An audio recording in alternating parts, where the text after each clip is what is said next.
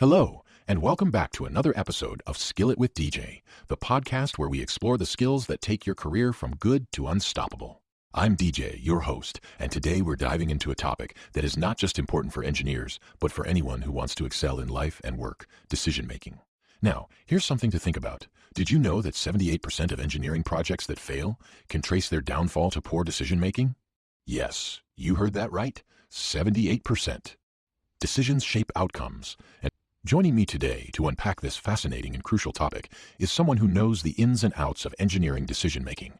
She's worked on some of the most complex projects in the aerospace industry and has over 15 years of experience helping teams make decisions that matter.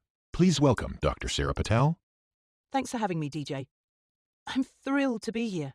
Decision-making is something we do every day, consciously or unconsciously. But in engineering, the stakes are higher. It's not just about making choices. It's about making the right choices with the right frameworks. Absolutely, Sarah. And for those of you tuning in, let me tell you this is not your typical discussion on decision-making. We're going beyond the basics. From understanding the frameworks that industry leaders like SpaceX and Apple use, to learning about common pitfalls and even the role of intuition, this episode is packed with insights. So, Sarah, let's kick things off with a quick thought. Why do you think decision-making is such a make-or-break skill for engineers today? Great question, Djay. In today's fast-evolving world, engineers are not just problem solvers, they're strategic thinkers, innovators, and often leaders. Every design, every project plan, every solution starts with decisions. And when those decisions are based on clear frameworks and sound logic, they create a ripple effect of success. But when they're rushed or poorly informed, the consequences can be catastrophic. Exactly. And that's why today we're going to explore everything from decision-making tools like the Pugh Matrix to real-world examples like SpaceX's journey to reusable rockets. We'll also look at how decision styles, whether it's analytical, intuitive, or collaborative, can make all the difference in various engineering contexts.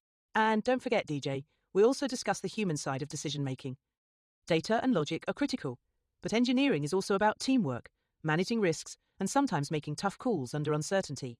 Couldn't have said it better. So, to all our listeners, stick with us. Whether you're an engineering student, a seasoned professional, or just someone curious about what makes the best decision makers tick, this episode has something for you. Let's get started. All right, now that we've set the stage for why decision-making is so vital, let's talk about the challenges, because as critical as it is, mastering decision-making isn't easy. Right, Sarah? That's absolutely true, Djay. Decision-making, especially in engineering, comes with its unique set of hurdles. Let's start with one of the biggest challenges: analysis paralysis. Engineers are trained to be thorough, to analyze every detail, but sometimes this desire for perfection leads to delays, indecision, and even missed opportunities. Yes, and it's not just about being overly cautious. McKinsey's 2023 report showed that organizations with poor decision-making processes waste 28% more money on projects. That's billions of dollars lost due to delays or wrong calls. Why do you think this happens so often? Two main reasons: overloading the decision with too much data and focusing only on immediate technical issues. For example, in the infamous case of Boeing's 737 MAX, rushing decisions and failing to fully consider safety implications led to disastrous outcomes. It's a sobering reminder that short-term gains can cost you long-term stability. Absolutely. And another issue is what I like to call the confidence trap. Engineers often lean heavily on their technical expertise and forget that decision-making is rarely black and white. You need a mix of technical acumen, stakeholder input, and strategic foresight. Exactly. Another classic problem is confirmation bias. Engineers, like anyone else, sometimes unconsciously seek data that supports their existing beliefs or designs, ignoring alternative solutions. This can lead to flawed outcomes. Tesla's early battery design is a great example. They nearly scrapped a superior alternative because the initial tests didn't meet their expectations. Thankfully, they re-evaluated before making a final call. Wow, that's fascinating, Sarah. And let's not forget the human factor. Team dynamics and communication, or the lack thereof, play a massive role. I read a study from IEEE that said 78% of failed engineering projects can trace their roots to poor early-stage decisions, many of which stemmed from unclear communication or misaligned priorities. Yes. That's where tools like decision matrices or structured frameworks can help cut through the noise. But here's the thing, Djay, it's not just about tools. It's about mindset. Engineers must learn to balance their logical problem-solving instincts with the nuances of collaboration and risk assessment. And sometimes it's about knowing when not to make a decision alone. NASA Mars rover team, for example, leaned heavily on collaborative decision-making to tackle mission-critical challenges. Without pooling perspectives, they would have faced a much higher risk of failure. Exactly. Decision-making isn't just about being the smartest person in the room, it's about creating a process that brings out the smartest ideas. And when engineers fail to do this, the ripple effects can be devastating, from financial losses to damaged reputations. So, to sum it up, the problem is multifaceted. There's analysis paralysis, confirmation bias, the confidence trap, poor communication, and even a lack of structured processes. But don't worry, because up next, we're diving into why solving these challenges is worth it and how great decision-making can lead to breakthrough success. All right, now that we've uncovered some of the biggest hurdles in decision-making, let's flip the script and talk about why mastering this skill is such a game-changer, especially for engineers. Absolutely, Djay. Decision-making isn't just a functional skill, it's transformative. Engineers who excel at it not only advance their careers faster, but also create a massive ripple effect on their teams and organizations. Let's talk numbers for a second. MC Kinsey's 2023 report found that companies with strong decision-making processes are 2.5 times more likely to exceed their project goals. That's not just a nice to have, that's the difference between a project succeeding or becoming a financial drain. And here's another stat for you, Djay. Engineers with solid decision-making skills earn 31% more than their peers. Why? Because they're the ones trusted to take calculated risks, lead innovation, and handle complex challenges under pressure. Right. And it's not just about personal growth. When engineers master decision-making, their teams thrive too. A Deloitte study revealed that companies with mature decision-making frameworks experience a 35% higher innovation success rate. That's huge! Exactly. Let me give you a real-world example. Take SpaceX. Their decision to pursue reusable rockets was bold and required a systematic approach. They analyzed launch costs, brainstormed alternatives, and tested relentlessly. The result? They reduced space travel costs by 84% per launch, revolutionizing the industry. That's incredible.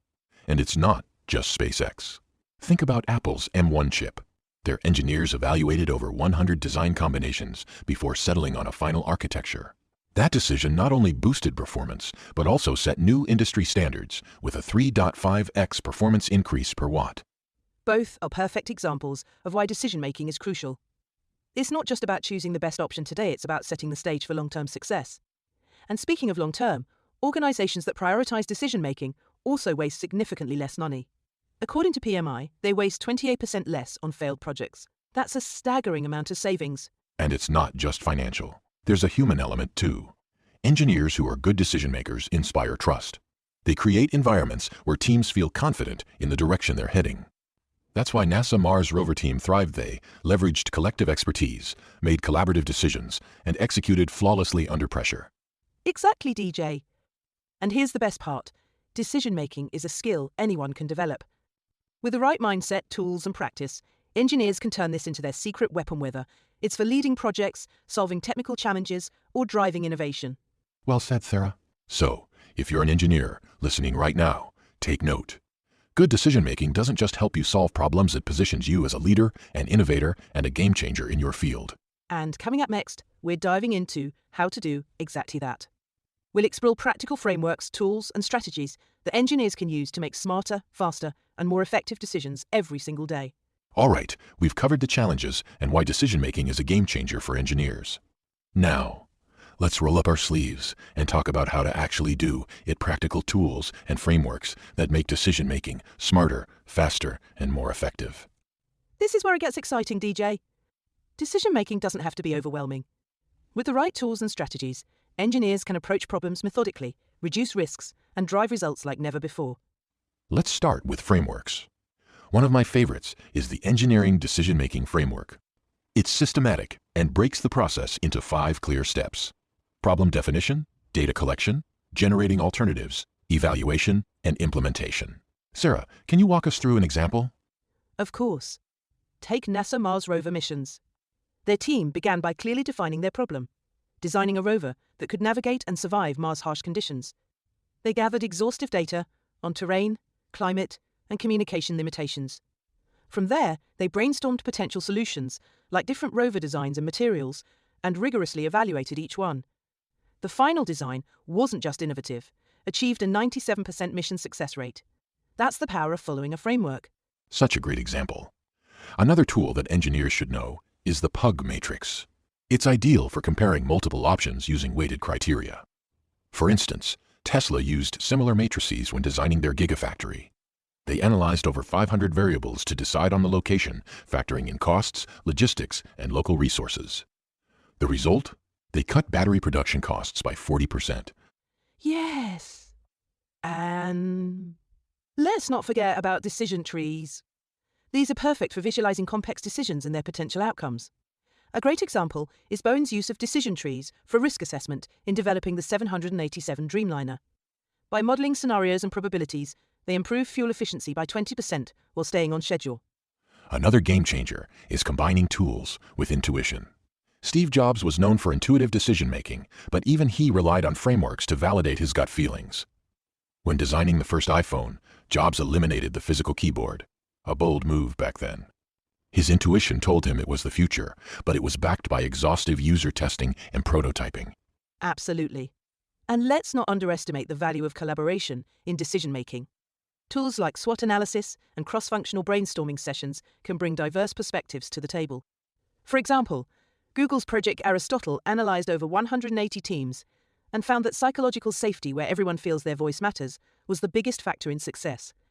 Collaborative decision-making drove a 23% increase in productivity. That's powerful. Now, Sarah, I've been hearing a lot about AI-assisted decision-making. How is this shaping the future for engineers? Great question, Djay.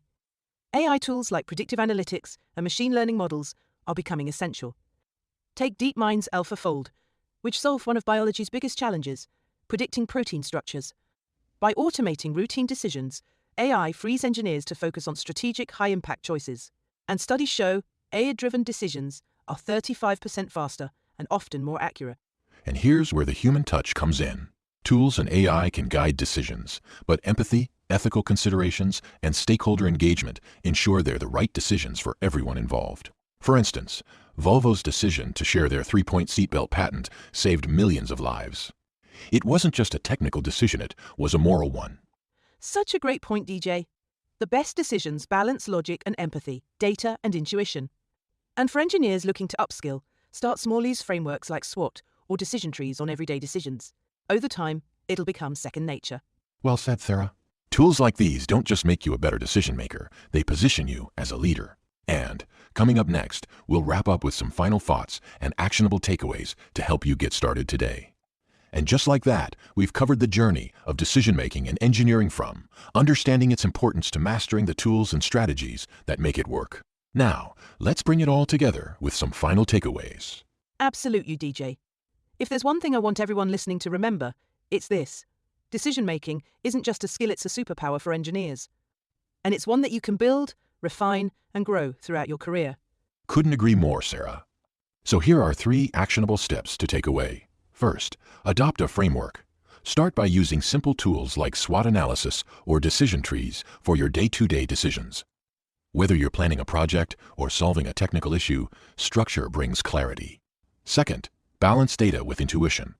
Use data to validate your instincts, but don't ignore the human element. Some of the best decisions, like Volvo sharing their seatbelt design, came from aligning logic with empathy. Third, practice collaborative decision-making. Engage your team. Diverse perspectives and open discussions create better, well-rounded decisions. Remember, psychological safety is key to unlocking innovation. And don't forget to start small. You don't need to apply every tool at once. Take one framework, say, the Pugh Matrix, and use it on your next project. Build confidence as you see the results. Absolutely. And as Sarah mentioned earlier, decision-making isn't static. It evolves as you grow. So keep investing in learn new tools, experiment with AI, and adapt to emerging trends like sustainable engineering and digital twins. One last thought. Engineers are not just problem solvers, they're creators of solutions that shape the world. Your ability to make smart, ethical, and strategic decisions will define the impact you have. Well said, Sarah. And with that, I want to thank you for joining us today and sharing such amazing insights. It's been an absolute pleasure having you on this episode. Thank you, Djay. It's been a fantastic conversation. I'm excited to see how your listeners apply these strategies in their careers. Same here. And to all our listeners, thank you for tuning in to this episode of Soft Skills for Engineers. If you found this episode helpful, don't forget to like, share, and subscribe to the channel. And we'd love to hear your thoughts. What's been your biggest decision-making challenge, and how did you tackle it? Drop a comment or message us on social media.